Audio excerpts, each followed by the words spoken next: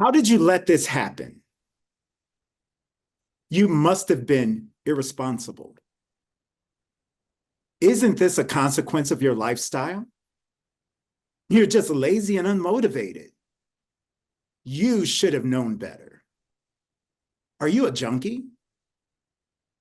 If you'd lived a healthier lifestyle, this wouldn't have happened to you. Were you being promiscuous? How many sexual partners have you had? Did you smoke? You must be a smoker. You must have brought this on yourself. Being overweight is preventable. How did you let this happen? HIV is preventable. How did you let this happen?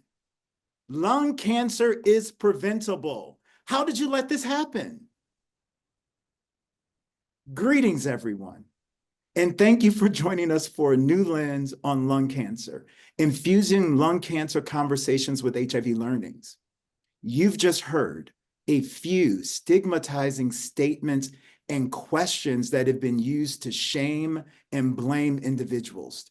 Statements like these fuel stigmas, creating barriers for those seeking care and negatively impacting health outcomes. I am Marcus Wilson, Senior Director of U.S. Public Affairs at Gilead Sciences. Let me tell you a little bit about myself. I'm Black, gay, and identify as male. I use he, him pronouns. I'm over 55, a father, someone who struggles to maintain a healthy weight, a person who's been cured of hepatitis C, and someone living with HIV. I can tell you from personal experience that stigma and the blame and shame it creates has deeply impacted my life. Stigma is not just a social issue, it's a public health crisis. When people are devalued, labeled, or shamed for their circumstances, the impact extends far beyond feelings of isolation or judgment.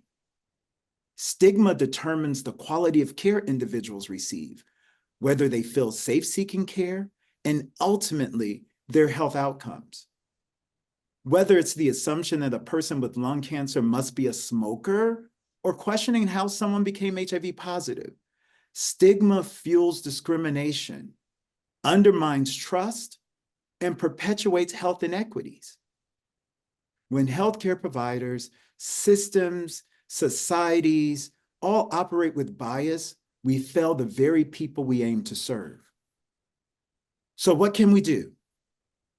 1, unlearn biases, individually and systemically.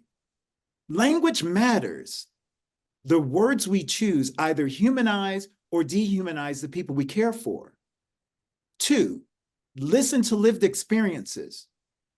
Those directly impacted by stigma must guide how we approach policy, practice, healthcare, and education. 3, hold ourselves accountable. Eliminating stigma is not an aspiration. It's essential to achieving health equity and better health outcomes for all. Today's panel is an opportunity to explore these issues, learn from one another, and chart a path toward a more inclusive, compassionate, and effective healthcare system. So thank you for being a part of this vital conversation. Let's go ahead and get started. So with that, I'd like to introduce our panelists for today. First, we have Rhonda, then we'll hear from Aurora, and Jeff will wrap us up. So I invite Rhonda, please come forward and share a little bit about yourself. Not too much, because we're going to go into what makes you you and what makes you tick and why you're here in more detail in just a little bit, but we certainly want to give you an opportunity to say hello and give us some brief remarks. Great, thank you. As stated, my name is Rhonda Mextroth. I live in rural Ohio. My husband was a farmer and a firefighter, paramedic, and I worked for the fire department as well. Government agency, did a lot of research. Jeff was diagnosed in 2015 with lung cancer, and with No history whatsoever, either one of us in our family, any association whatsoever with, with lung cancer. His diagnosis was a complete, shock to us. And I'm here today kind of representing two different unique organizations, but also have a very similar common thing that really stuck out to me, which was that both of them were started by couples, by love stories, by a husband and a wife, both the White Ribbon Project and the ALK Positive support group, which was the type of lung cancer that my husband had. And so from the beginning, both of these organizations represented both the person living with lung cancer and also their supportive partners. So that's what appealed me to both of those organizations. So I'm excited to be here today and to have this conversation. Thank you, Rhonda, very much. Aurora, please come forward. Hi, everyone. Good morning or good afternoon, depending on where you are at. My name is Aurora Lucas, and I currently live in the suburbs of Chicago. But my story is that I moved to the United States when I was 9 years old. And coming here, I would say the moment I stepped foot in the United States, we kind of thought it was like the American dream and working towards that. So when I started having health problems when I was just 28, I didn't know I could question the doctors. So when I started having symptoms, having a cough or having back pain or anything, I kind of trusted the medical care system back then. And my story is that I had to learn from not speaking up in those clinical health settings to actually speaking up and fighting for my own life. And took about 3 months for doctors to finally listen to me and approve me for the testing that I needed. But I was finally diagnosed with lung cancer stage 3 at just age 28. Thank you, Aurora. Jeff? Hello, everybody, and thank you for this opportunity. I come here as a advocate and two-time cancer survivor since 2017. My first diagnosis was unrelated to my lung diagnosis in 21. But scans that were taken back in 2017 did show the metastasis in my lower right lobe, and I was misdiagnosed. So from that point, I was used as a case study from the surgeon that did my surgery because it was so atypical. My first cancer, it was so atypical that he wanted to do more research, and he asked me if I wouldn't mind, and that came to what became my education and what to ask for. And silence was not an option, and to push for testing. So I was very fortunate at that time that I learned some of these things that I know today and able to hand off.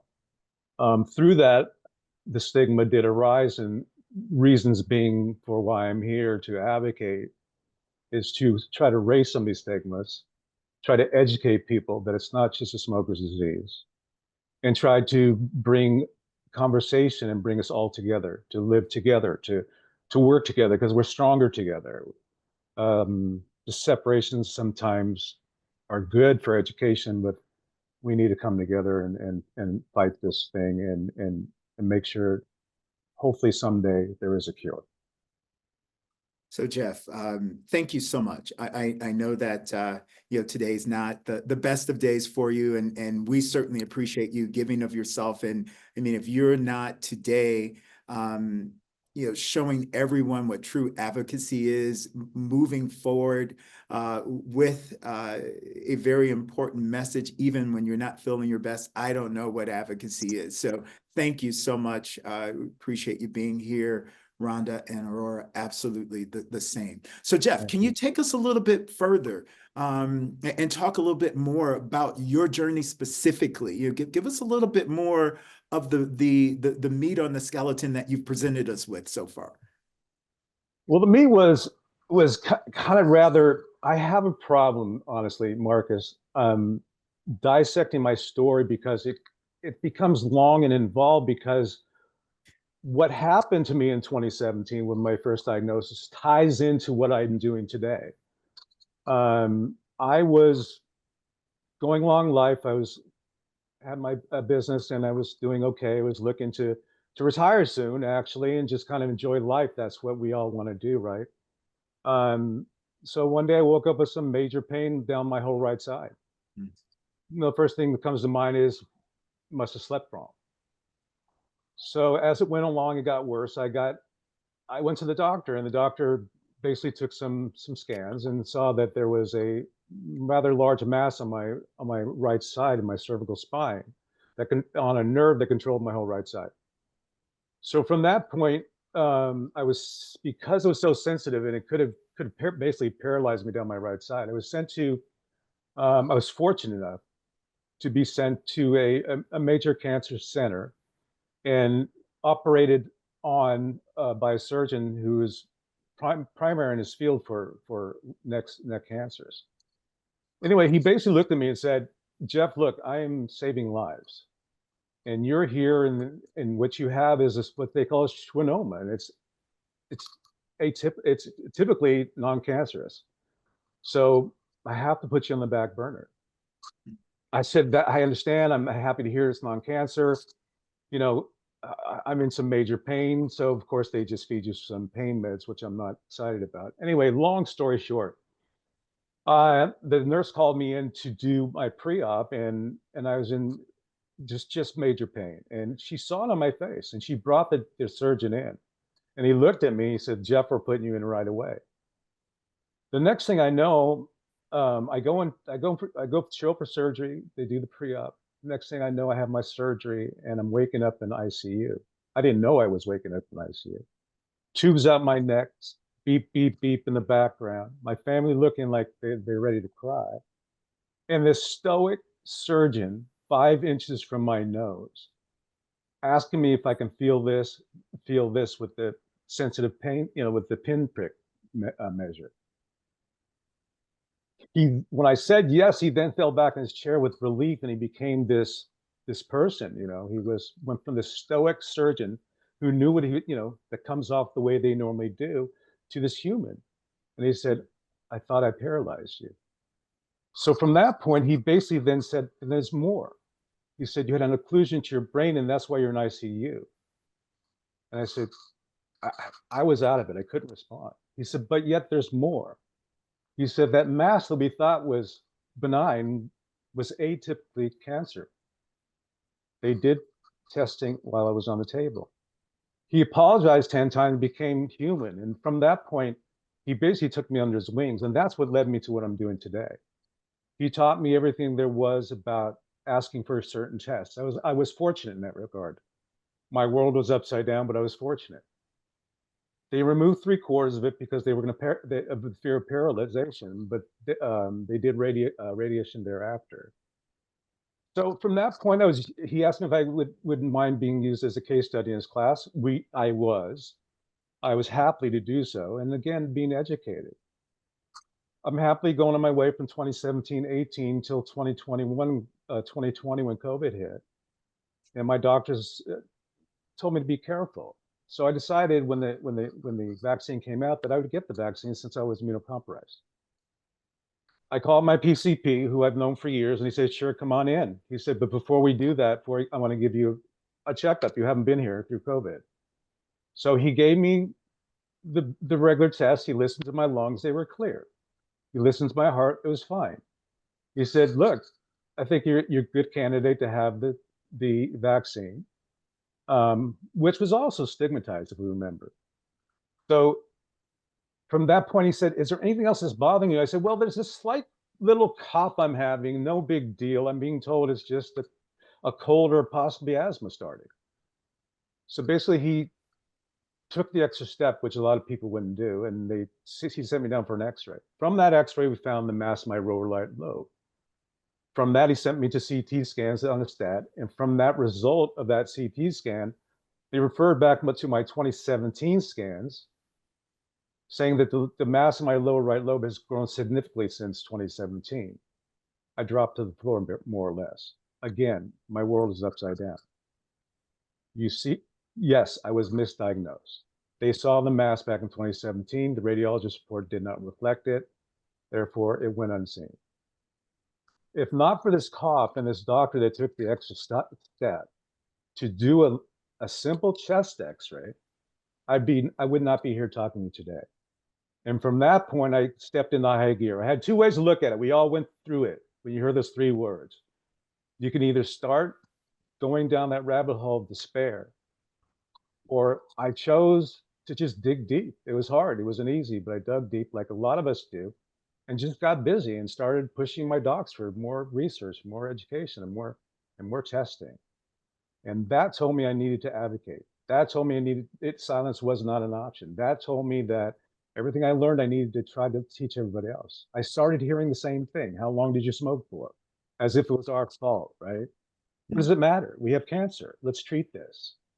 Right. And so, because of these stigmas, I need to be allowed. I need my voice needs to be heard. Yeah. Thank you, Jeff. Thank you for sharing. I mean, it's each time I've heard portions of your story, it continues to, share how, or brings to mind for me, how we must advocate for ourselves, how we must be the best patient for ourselves by asking tough questions and holding those that are put in our lives for our care accountable to giving us the absolute best care that we can have. And I'm indeed glad that you're here with us as well. So thank you for being an advocate and teaching others through your lived experiences how to advocate for themselves. Thank you. Thank you so much. Rhonda, I'd like for you to go a little bit deeper, into your story as well. You've already sort of set the stage about you and your husband. Please give us more. How does your story align with some of these misfortunate stigmas and shames and blames that we're talking about today? Right. Well, I'd like to start out by saying that I said that earlier in my, brief introduction that, we were taken by surprise, with like the diagnosis. And I recall like one of the very first times right after Jeff was diagnosed that we're sitting, in a medical office, and the typical forms that you're filling out, and one of the questions is, you're smoking, history. And it was just a simple checkbox, like yes or no. And like, and then if you, did yes, some more information there, but I always filled those out for Jeff. So it's like, I check marked no. And then Jeff leaned over to me and he said, would you actually write on there that I never smoked? And so I did. And I remember after we left the doctor's appointment and we got in the car, it struck me as like, if Jeff's family has no history of lung cancer, if him and his family have no history of tobacco addiction, and the same for me, if I have no history of tobacco addiction, if I have no history of lung cancer, why is it that when we're sitting in this doctor's office, do we innately just automatically feel shame and guilt, and that Jeff has this, he wants me to write in big bold letters, never, that he never, and so this prompted a conversation on the way home, like, where does this come from? Why do we have this feeling? Because we have no connection to it whatsoever.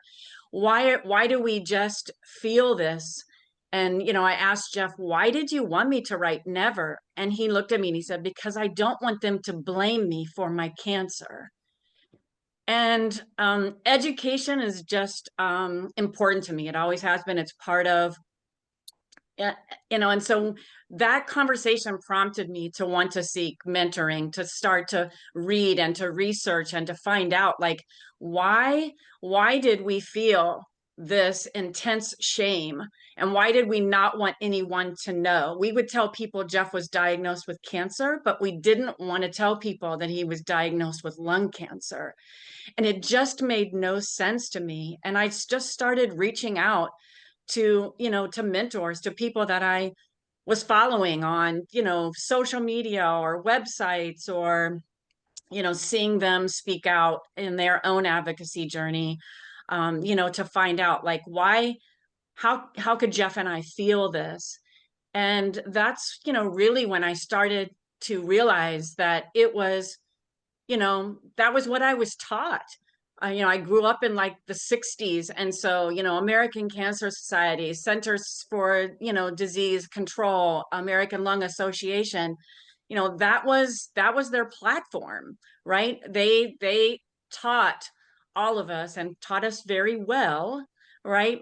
Like that, to connect lung cancer with a smoking history, with and then also even to create commercials and information that actually allow the person suffering from a tobacco addiction to actually take ownership of the blame, right? Like that was like the imagery, that was like the messaging. And so that really started to change my whole outlook. Instead of being angry about the question when I'm asked why, did Jeff smoke? Or, then I started realizing this is an opportunity for, if I would have asked that question, because that's what I was taught, that's what I, right? Like that's what I knew from campaigns, from, public health education. And so it started switching my mentality to being able to use that as a platform to be able, to educate not only about that there are other risk factors for lung cancer than having, a smoking history, but also about changing my language and my perception and my empathy, and really putting the blame where it needed to be, which was on the tobacco industry itself, and how they aggressively went after, in their advertising, and it was everywhere, from advertising on big, events across the board, and really even aimed at young children. So it's like now we're holding people accountable. We're making them feel shame, blame, and guilt for decisions that they were bombarded by, by the tobacco industry to be able to get them as a young child, right? Like we're putting blame in most cases on people who made a decision at a very young age to, pick up, tobacco. And so it's like really the blame, and this is not just my opinion, because, back in the 90s, like states actually brought, court, lawsuits against the tobacco industry. And later on in like in the 1990s, those were actually, settled in the court of public opinion that the tobacco industry was responsible, for for these large campaigns that, got people, addicted. And we need to be able to celebrate those people who, this is a very severe, addiction. And we have to celebrate those who struggle with it, and also who overcome it. It's like, so it's a very complicated, but I not complicated in the sense of, but they're all complicated in the way that all these things tie together. It's like, because in a way this started to divide even like the lung cancer community, instead of us being able to be unified, on a message of, needing more awareness and education for lung cancer. But also now, oh, are you in the tobacco free, group, or are you in, are you in the other side? And it's like, and really the unified message here is that we're all victims, and we're all victims of the tobacco industry, which has already been proven to be, at fault. And we have to have empathy and compassion, and really start to recognize that that's where we developed our opinions and beliefs about those who who had an addiction, with tobacco, and the association even to lung cancer. Well, thank you, Rhonda. I mean, there was so much to unpackage in what you shared from your experience and Jeff's experience, and we certainly won't have time to unpackage it all, but I've made some notes and I'm going to come back to a couple of things that you said for sure. But let's turn time to now to Aurora to learn a bit more about your background and why you are a part of this discussion today. Yeah, thank you, Jeff and Rhonda, for sharing your parts about the shame and blame. It actually brought back a lot of memories for me during the diagnosis. I think one of the biggest ones that I talk about is being young, but another part is also I remember fighting for a diagnosis, and doctors would say, were you born in the United States? Maybe it's something else. Maybe it's tuberculosis, but it wasn't that. Or did you travel somewhere? And I have a list of, I've been to a lot of countries. So they would say, maybe it's an infection. You know, anything that they were bringing up, anything and everything except the word cancer. And even now in advocacy, I think my eyes are opening more because I'm learning that there's a layer of racism as well with advocacy that I experience. There was an article written about me and or with me in the NBC last year, and I remember seeing the comments. They were saying like, "Oh, maybe it's because you worked at a nail salon, or maybe it's because you did this." There was just so much, and I remember reading it, and my sister was like, stop. I had to give her the phone. And this was a part of advocacy and lung cancer that I did not expect because I have a strong sense of self. I was like, I don't smoke and this is an unfortunate situation. But I think with lung cancer, what I experienced the most is people projecting their ideas of why you deserve lung cancer or why you have it. And I think that's a big part that I'm unpacking myself because there's a big part of people automatically within seconds, they will just think of anything absurd. I remember even this one person um, she was a teacher and she said, maybe it's because the houses weren't up to code in the Philippines. And I said, what? Like, not even in my biggest imagination could I come up with that kind of excuse. But I think with what Rhonda was saying is that people feel the right to project it onto you without even thinking, oh, you have lung cancer. You know, it kind of takes away from the fact that somebody is ill or sick, and then they'll just start being like, an investigator right away. Well, and Hmm. thank you, Aurora. Some folks haven't heard the totality of your story, and yeah, I certainly want to stay with you just a little bit longer and go another layer.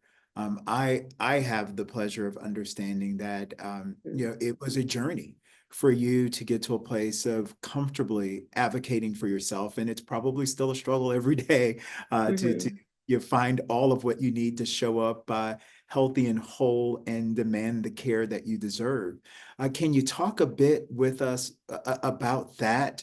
How did Hmm. you get to become a strong advocate for yourself and for your community? And Hmm. involving, how you got to a place of being more comfortable openly talking about lung cancer. Yeah. Well, I was diagnosed at age 28, and it took about 3 months of me fighting my doctors and emergency room doctors to give me the proper kind of testing. And I personally, I was like, that was a really traumatic experience. Let me heal from this. But I felt like for a whole year, it was just something invisible because I looked fine. And I was like, let me bring this kind of energy. Let me turn this into something beautiful instead of me feeling so isolated in the corner.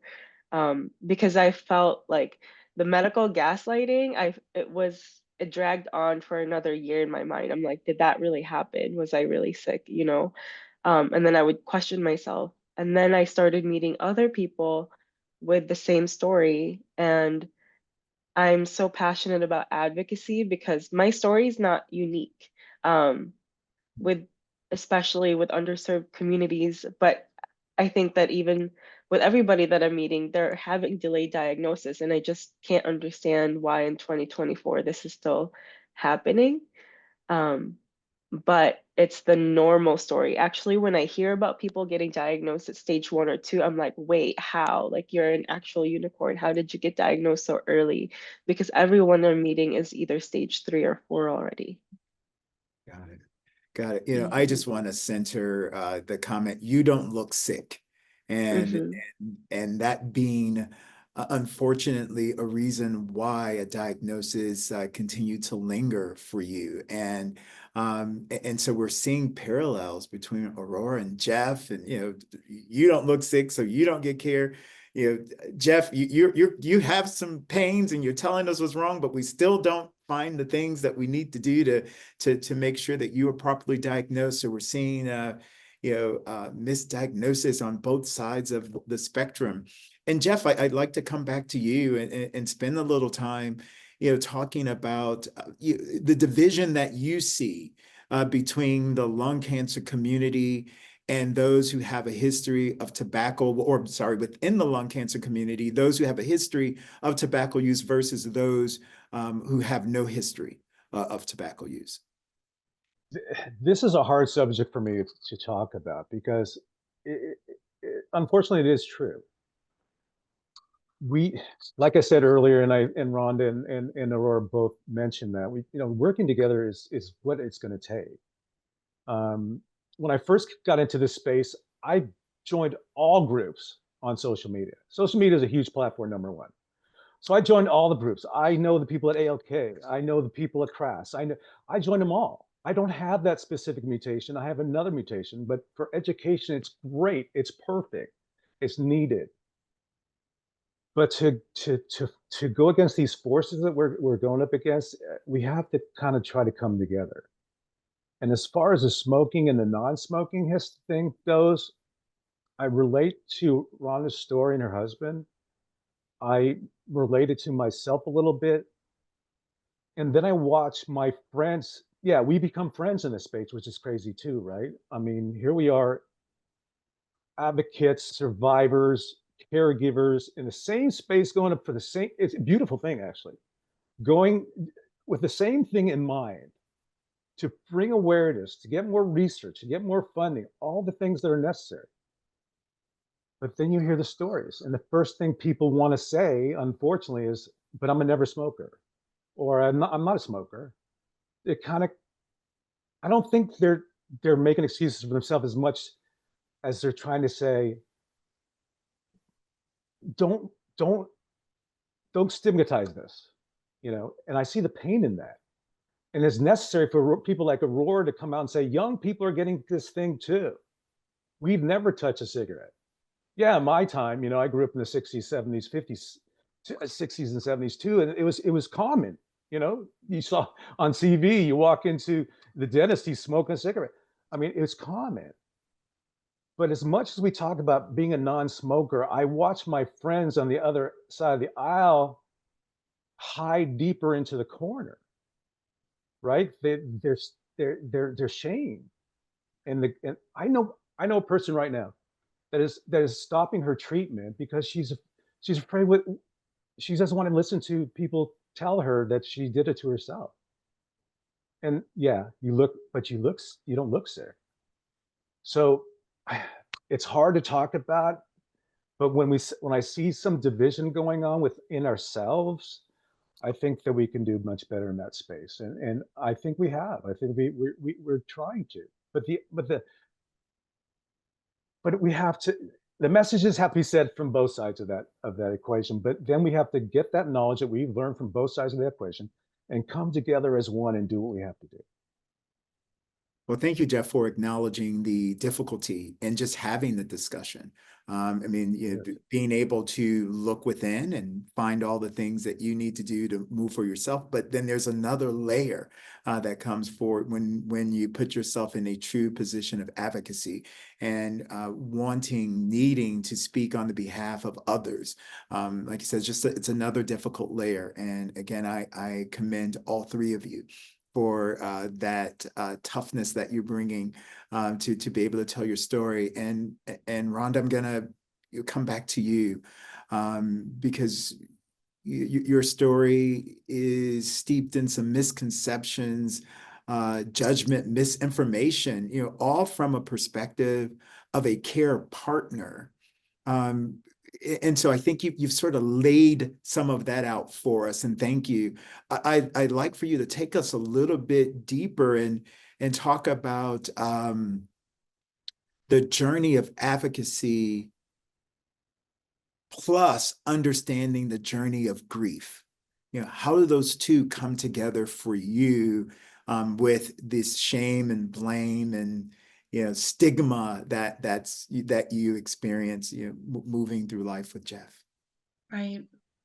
Well, I think because of the fact I stated earlier that, we live in like rural, Ohio. So, zip code matters, in terms of, diagnosis and what your treatment is.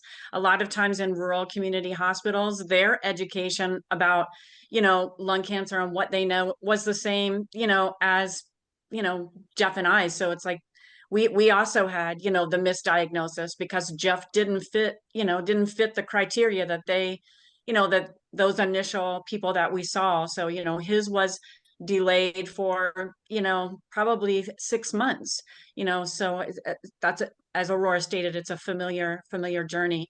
I think, as I started to educate myself, not only about where did the stigma and the blame and the shame originate from, but also just about Jeff's cancer, in general.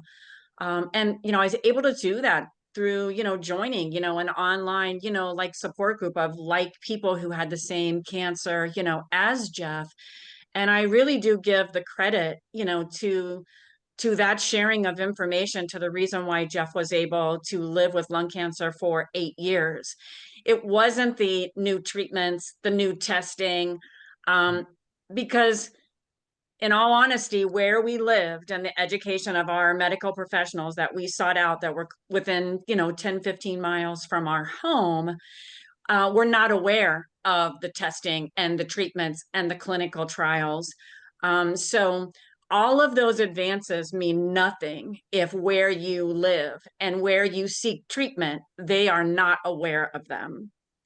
And so that happened to be our case. And so I had to assume the burden of learning how Jeff's cancer was to be, what testing is required, what scanning is required, what therapies are out there, what trials are out there, the whole entire first, time period of that diagnosis and treatment. And me having to sit across from my husband, who's been like Aurora, taught to believe, not to question.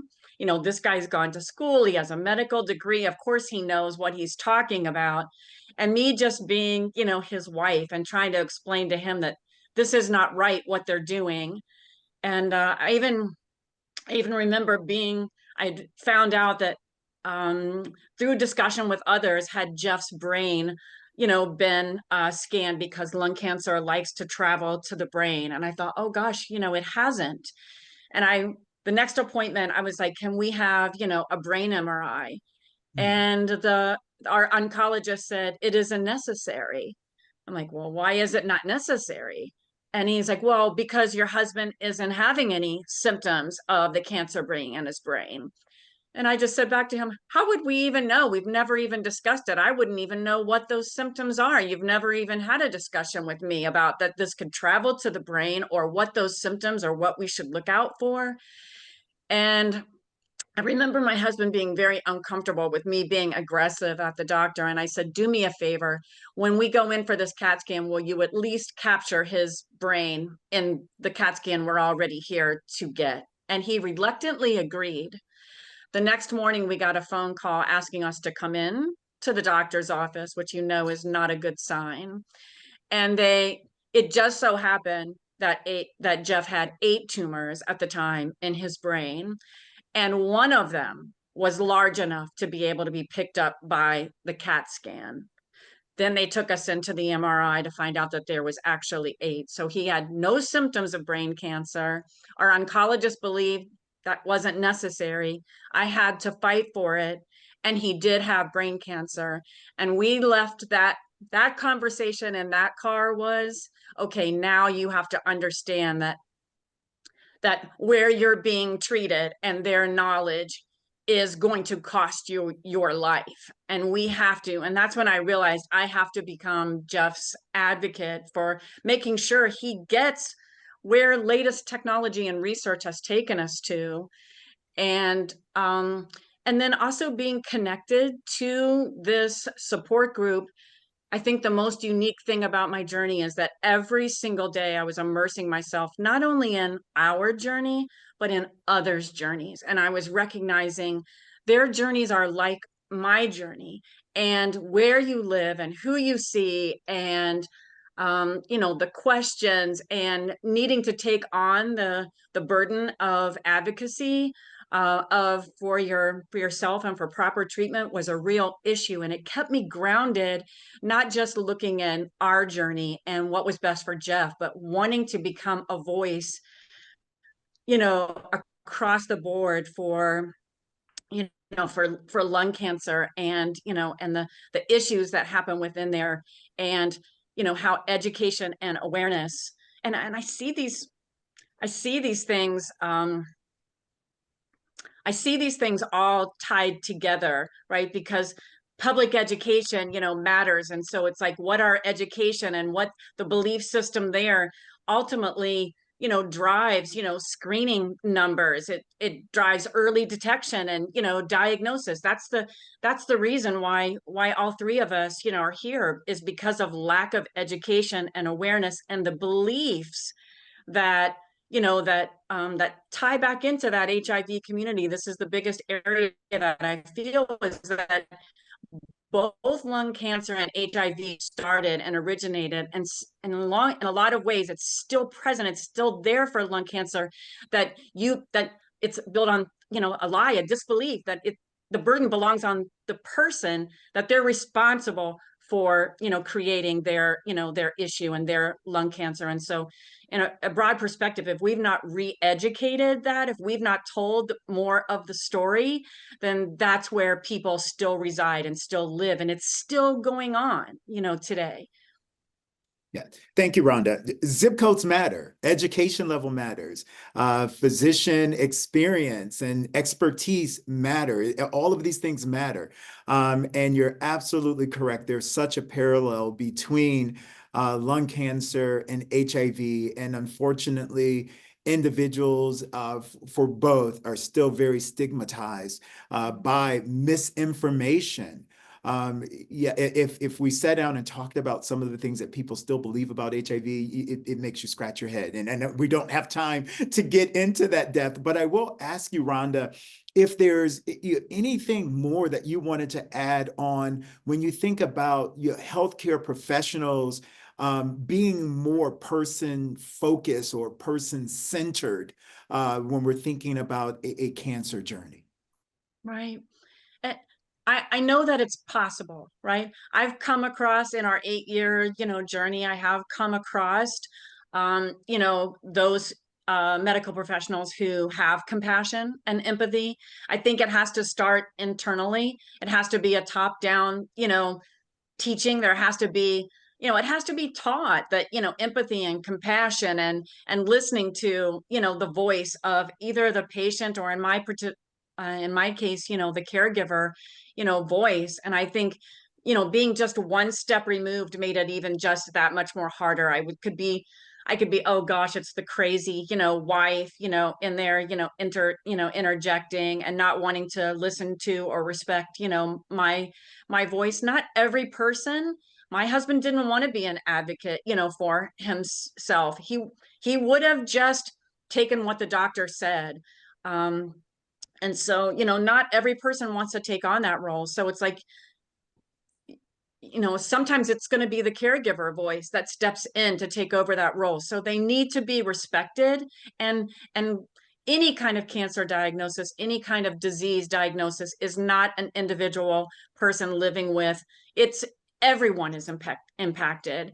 Everyone within, within the family, every friend of theirs, like it's a large, swath of people who are impacted, but definitely those who are, sharing, a home together. And I think that, institutions have to take accountability for making sure that the education is current and that they are also receiving training on how to be, compassionate and caring, and making sure that, we're not just dotting the lines between what tests and labs, and but that we're actually, holding hands. We're giving cell phone numbers. We're making sure that when they've had a test, they're getting those results the same day that the doctors do.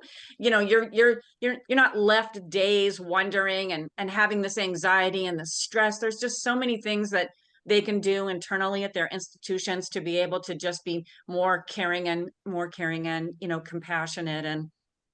And I think that, you know, even though last year, I lost Jeff to lung cancer, it's still, he would have never wanted to have been known as the face of lung cancer.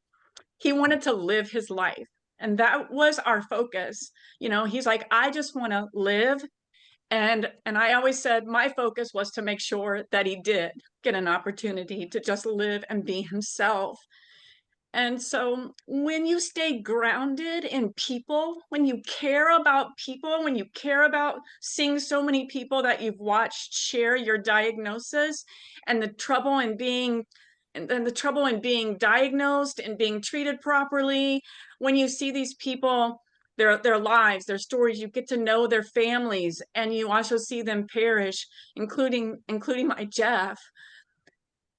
It's hard not to want to still be out there and still advocate, even through your grief, because you care about people, not just about Jeff, but beyond Jeff. Yeah. Well, Rhonda, I am sending you a great big virtual hug. Thank you for bringing Fort Jeff into this discussion and your experiences, and how you had to become an ultimate advocate just to ensure that Jeff, your husband, had the opportunity to simply live. Thank you. And there's so many people that are forced into that position and don't have the education themselves, and that becomes a very difficult road for individuals to move along. So again, just thank you for sharing and being an encouragement to those who've joined us today. Aurora, I'm going to come back to you as we move toward wrapping up. So folks who've joined us, if you have questions, please put them in the chat, or make sure that the team knows that you have a question so that we can look at those as we move toward our conclusion. But Aurora, I would love to hear from you when you think about individuals leaving this discussion. What would you encourage people to do, or how would you encourage them to think differently? It's a really good question, Marcus. I'm still reflecting on what Rhonda was saying, like, thinking of, centering patients, right, or people in the care. And I always think about and encourage other people to think about the people that they love the most, and always invite them into that moment. And because people that we care about the most can be impacted by lung cancer, even if they don't look the part or they don't do the part. I feel like anyone with lungs can have lung cancer. And I think it's time that we take off a lot of the blame, because what is research, right? What are the advancements if people can't even get there?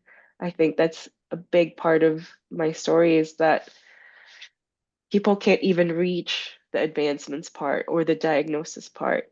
And it's such a hard journey already, such a traumatic journey. And maybe, we can make it easier for people without the shaming and blaming and playing the detective part of the whole story. Very well said. Thank you, Aurora. Jeff, anything you'd like to add before we see what types of questions we've generated. You know me, I can talk forever if you want me to, but I think what both Rhonda and Aurora brought up were very, very good things to reflect on. What is research if we all can't get it? What is it? She's right. She's 100% correct. And as far as the caregivers do matter in this space, I brought a caregiver with me. I think more people need to bring a caregiver with them to their appointments. Exactly what Rhonda did is what my caregiver did too. Was it uncomfortable for me? Maybe because we grew up in a certain era. Yeah, maybe it was, but I too I'm vocal. But the person diagnosed is so mixed up in a lot of things, their head is flying. It's not just in the moment. We ask questions of our doctor, but we don't often listen to we're on to the next question before we can really absorb what he's telling you from the first. So someone in the room with an extra pair of eyes and ears is so, so important. Exactly what Rhonda did is exactly what should be done. You have to push. She's right. Well, a lot of this lung cancer goes to the brain. It did for me. I had 6 spots in my brain. No, I didn't have headaches. No, I wasn't. If they looked at me, they couldn't tell that I had them. It should be the next step, but it's not. Zip codes, like we all said, matter. Research matters, yes, but if you can't get to, then why? So we can't let this discourage us. Anybody with lungs can get lung cancer, like Aurora said. We have to change the public perception of what lung cancer actually is. And then I think conversations could happen. And then, in my opinion, I think once we put all that stuff away, the shame, the blame, I don't know if it's possible though. Am I being too naive? Put all that away and say, okay, you're people. I was raised that way, but I want to believe in that's the way it is today. I want to believe that we have humanity. I want to believe that we have humility. I want to believe that we listen to Rhonda's story and cry. It's okay to cry. I want to talk to people like Aurora and say, it's okay, let's get you there. I understand. We all understand. We've all been there. We've all been there, no matter where we're from, male, female, black, white. We have so much to learn from the HIV community. And that's why I was so excited to do this. We have much to learn from you, Marcus. I think the learnings from the HIV community could teach us how to take it to the next step, because you guys did. That one campaign that I remember that put a big, big mark, I think, on the HIV community was that one billboard. You know better than I do. And what did that billboard look like? It was of all people, old, young, black, white, Hispanic, Asian, on a billboard. That's all it said. This is what HIV looks like. Exactly. And that's what I want for our community. And I do think it's possible, Jeff. And the reason why I think that is because if we could easily be taught, right, to associate lung cancer with a tobacco history, with a tobacco addiction, then we can also be taught that there are other risk factors. And if we were taught by the CDC and like some of these like images and campaigns, and where the victim themselves, the person with lung cancer, took on the blame and the shame and the guilt, and that's what we put out there as the imagery. If we have to hold public health administration and education responsible for recreating and updating, the story of lung cancer and creating one with imagery and words, and not being buried on their websites, but being out there where everyone can learn it, including the medical community. Yeah, absolutely. We have a question that's come in and it's duplicating itself. So I'm going to read the one that's here. And I know that others have put a similar question in, but this one really paints the picture very clearly. And it says, I am a former smoker. How can I best answer the question from medical professionals when they ask, did you smoke? I usually get angry, but there's got to be a better answer to also take the moment to do some education. I'd happily give a lecture to a doc, but what's the best thing to say? I'll jump in real quick. Be honest. That's what I found to be. Be honest. Tell them it's not you. It's not your fault. You're not the reason why. And don't let anybody tell you that. Just jump into it. I mean, we have to be. When it comes to our medical history, I think honesty is the best way to go. It sometimes is not easy. Sometimes, and you know what? And if you get a discouraging remark from that doctor after telling you you're a smoker, then guess what you do? Go get another opinion. I got 3. And if I didn't, I wouldn't be here today. Go get another opinion. Go get someone that will listen to you and hear you and have a heart. That's what I suggest. I be honest. I think I looked at it from this way. I stopped being angry and I started being glad, because now I've got an opportunity to educate you.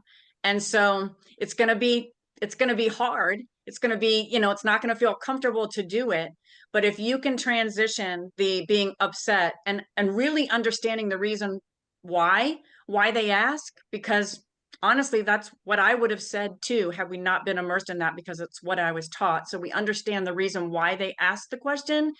And then we want to start to educate them. And in your case, you want to educate them to celebrate you for being a former and what it takes to overcome that addiction, and to celebrate that for you, and to congratulate you on that accomplishment. And also for you to teach them empathy and compassion for, and to really blame, the tobacco industry and not you. So that's what I found has been most successful, is turning my anger into being glad and an opportunity to educate. Fantastic. Thank you both, Rhonda and Jeff, for helping us with that answer. We're very short on time, and I do want to tie this up. And first of all, say thank you, Aurora, Jeff, and Rhonda, for your time, for your passion, for your participation, and sharing of your lived experiences. I also would be remiss if I didn't try, if I can, to tie why we wanted to also have HIV move along with this discussion. And Jeff and Rhonda, you've probably said it better than I ever can. There are some things that we can learn from the struggles of individuals who've needed to manage HIV. Part of it is to hold the healthcare, our providers accountable. Make sure that you don't back down. Make sure that you understand that individuals are here to work with you, and to work for you. You're not there working for them. And if you're not building relationships that move you forward in your care journey, fire them and find someone else. And I know that sounds a little privileged, but there are resources. Tap into the resources, understand where they are, and utilize them for your best benefit. I love that we've heard Rhonda talk so richly about advocates. And in HIV, we've seen peer-to-peer advocates, so individuals who have HIV taking the hand of someone who has been newly diagnosed and helping them move through the journey of care. We have case managers and social workers, and they're in some areas, not all, in some areas there is a complete wraparound of community for the individual that now is figuring out how to manage HIV. And I think that's something that we can learn from, not just for lung cancer, but for any health challenge that an individual has. How do you find your community? How do you build community? What are those resources? So we certainly would center that as a part of, I think, what has happened, and then never give up. Unfortunately, as I move around the country and talk to people about HIV, some folks sort of sit back in their chair, cross their arms, and go, Marcus, you have to be kidding. HIV is no longer an issue. Why are you here talking about this? And it's absolutely inaccurate. HIV is still impacting individuals' lives. People are still becoming infected by HIV, which will affect their lives and lives of individuals who they love. So it's not over. I don't know if it'll ever be over, but it's continuing to center the discussion that I believe continues to move us forward, and not being ashamed or standing in the background, allowing stigma to keep us from being seen. So I think that those are all some of the things that we've seen illustrated from, Rhonda, Jeff, and Aurora. But those are definitely some of the things that I know have helped keep HIV moving forward and getting us a bit further away from stigma. We haven't won yet, but I think that we're certainly on a path to minimalizing how stigma can diminish care. So we do have a few more moments, and I think we have a couple other questions. Just wanted to make sure I got that one in before we ran out of time, because I know people are like, okay, you talked about HIV, but you all did not tackle that at all. So let's put that there. And if anyone else has anything, Ron, Actually, Marcus, I have a question for you. please. So one of the similarities that I was thinking about, so we've talked about on this call about how we've created inside of our own small advocacy community, right? This division over, those that don't have a tobacco history want to be able to distinguish themselves separate from the blame and shame we've been taught to believe between, and the connection between tobacco addiction and and lung cancer. And I recall, like in the HIV story, that first came out as, again, a personal choice. They did it to themselves, right? Like that same similar background. And then when public opinion started to switch is now when you started to see, people getting HIV through like blood transfusions, right? Like the other ways other than when people were just associating, oh, well, it's because of the personal choice, of that person and their lifestyle. And so I was curious if you could share, like, was there any joining of those two communities? Those who might have, like us, like if you're somebody who's not suffered from tobacco addiction, or you're somebody who might have got HIV through no fault of your own through a blood transfusion, did those two um, uh, uh, individuals come together in the advocacy for HIV?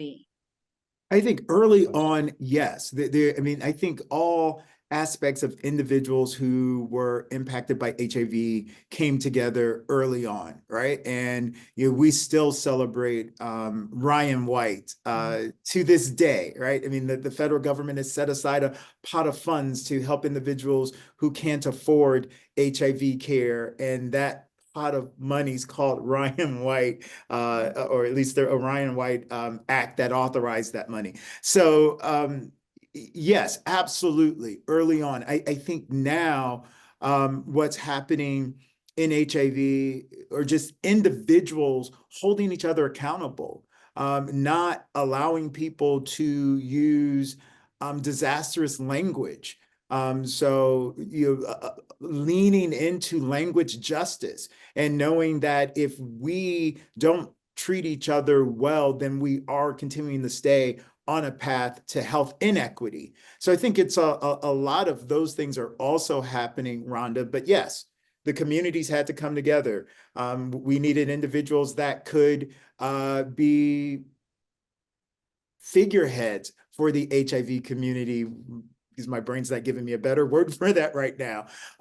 So we saw Elton John come out and speak. We've seen other celebrities, Elizabeth Taylor, and major organizations like HRC. A lot of them have come together and utilized the individuals that they reach in order to move us more toward normalizing HIV to a point where anyone who has sex can end up needing to manage HIV, right? So, I mean, and I think it's that we've had to get to that level. It's anyone, not because you live here or there, but anyone who, is being sexual, have the opportunity to have HIV become a part of their healthcare needs.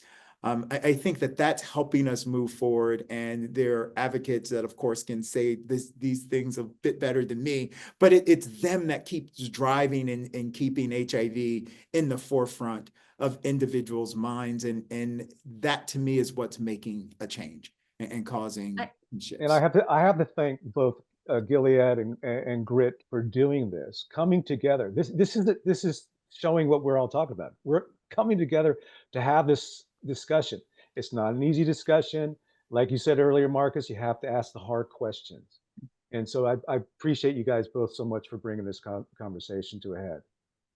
No problem. And I do think that just simple changes in language and how we speak, even as somebody, if I'm representing lung cancer and my husband didn't have a tobacco addiction, like whenever I go out and I have opportunity to stand before people and I speak now, I use sympathetic language. I don't say my husband doesn't smoke. My husband isn't a smoker. I don't, I put it in a way, I talk about the difference between and taking away that shame and that blame on the person. And I really emphasize the fact that they're victims of the tobacco, industry. And I can tell you that I've had people, come up to me, and really thank me for giving them that, you know, um, for making a change in my language and my presentation to make them feel more, exactly what they are, which is a victim, of the tobacco industry. And so it's a very, really simple change to go away from that, defining ourselves, as that. Fantastic. We have another question that's come in, and I think this is a great one as well.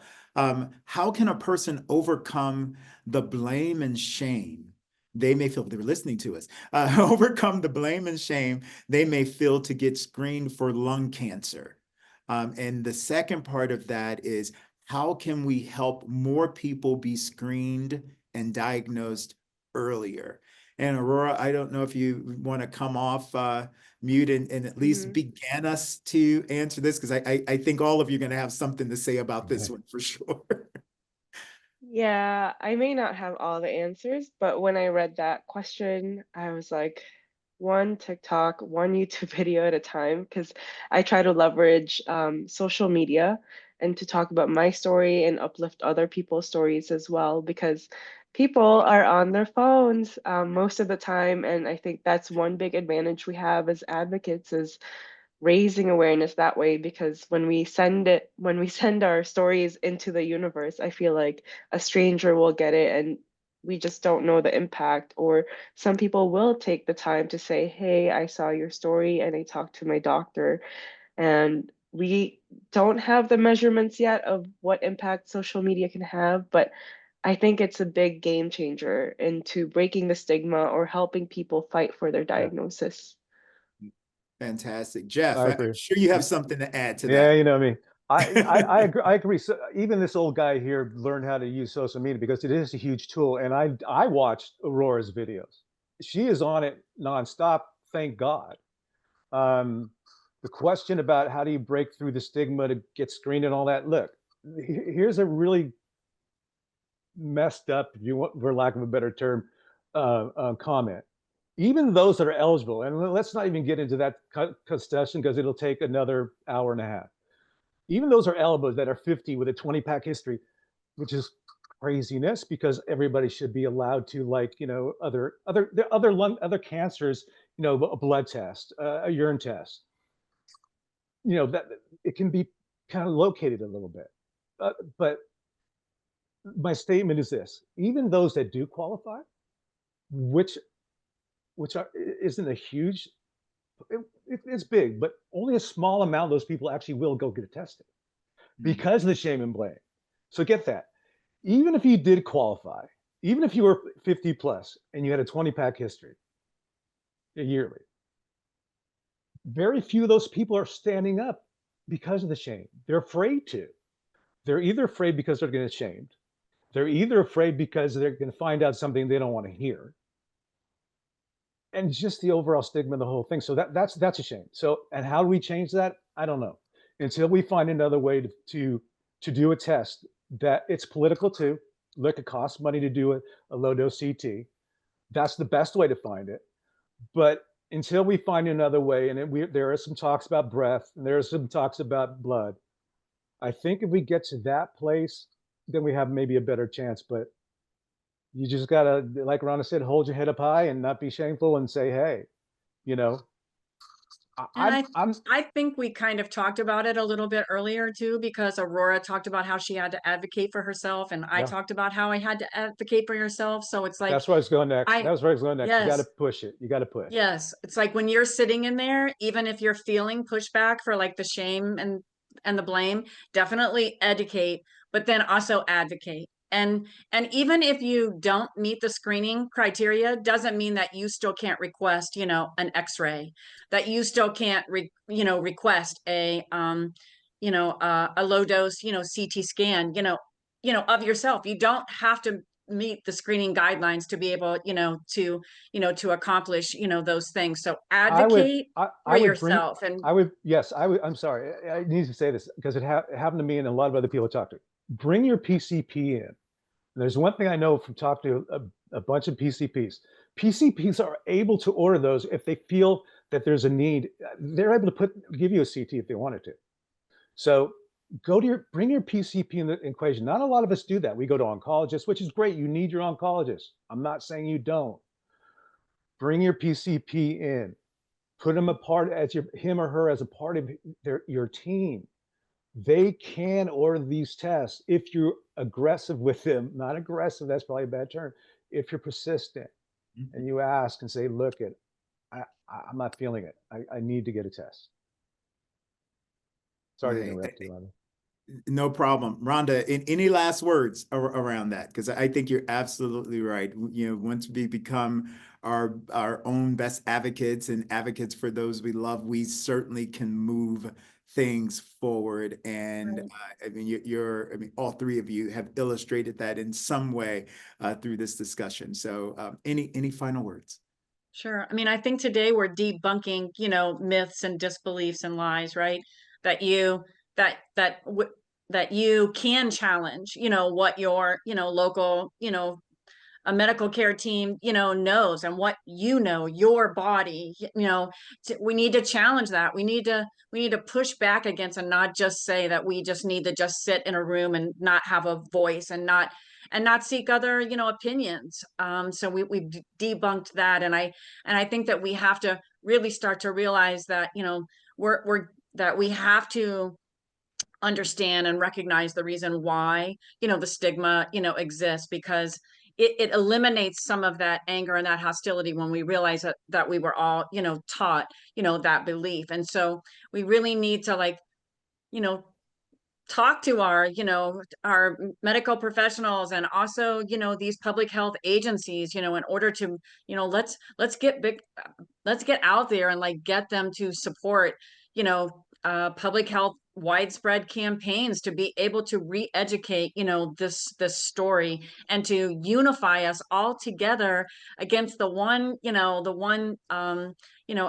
all of us being, victims of and just joining forces, to advocate, and to just be really conscious of our language and empathy and compassion, ourselves, and how we speak and interact.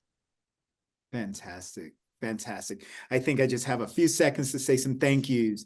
Kip, Jessica, Kathy, thank you so much for entrusting this topic to us.